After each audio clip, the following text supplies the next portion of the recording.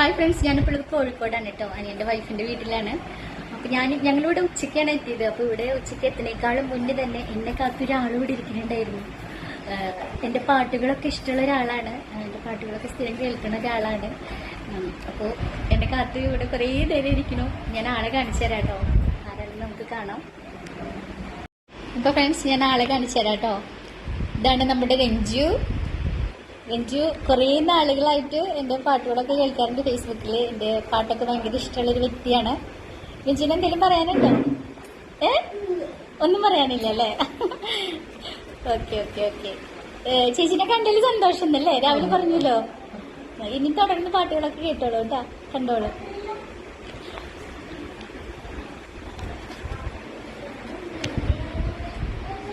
രഞ്ജുവിന് ഭയങ്കര നാണായിരുന്നു കേട്ടോ. പേടിച്ചിട്ടല്ല, നാണായിരുന്നു. അതുകൊണ്ട് കുറച്ച് വീഡിയോ മാത്രമേ എനിക്ക് കിട്ടിയുള്ളൂ. കൂടുതൽ എടുക്കണ്ട എന്നാണ് എനിക്ക് തോന്നുന്നത്. എന്താ വെച്ചാൽ ഭയങ്കര നാണക്കാരൻ്റെ ആണ്.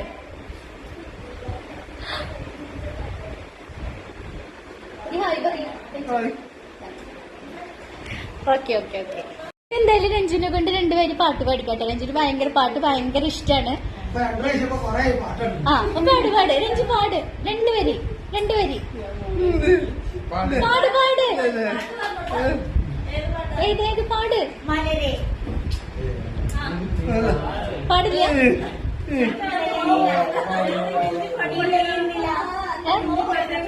ഇളയുന്നില്ല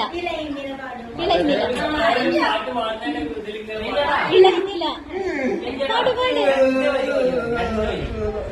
വേണ്ട. രഞ്ജുവിന് വേണ്ടി രണ്ടുപേര് പാട്.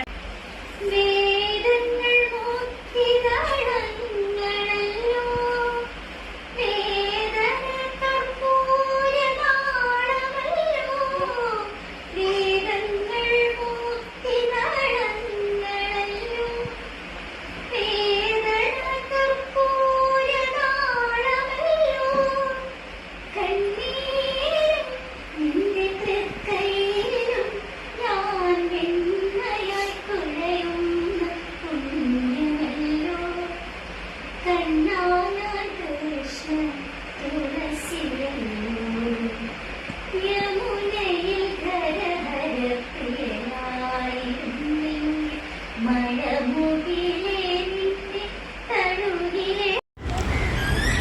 അപ്പോൾ അതിനുശേഷം ഞങ്ങൾ ഫുഡൊക്കെ കഴിച്ച് കഴിഞ്ഞ് വൈകുന്നേരമായപ്പോൾ കോഴിക്കോട് ബീച്ച് കാണാൻ പോയിട്ടോ. രഞ്ജുവിനെയും കൂടെ കൊണ്ടുപോയിരുന്നു.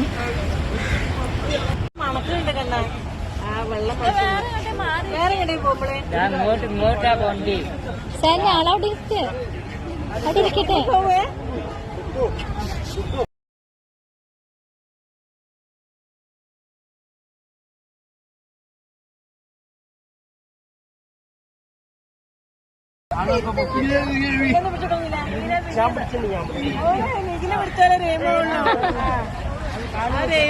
ഇതിന്റെ നല്ല ഭംഗിണ്ടല്ലേ കാണാനായിട്ട്.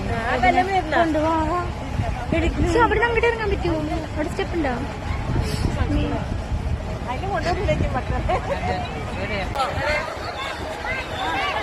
അങ്ങോട്ട് പോവാ.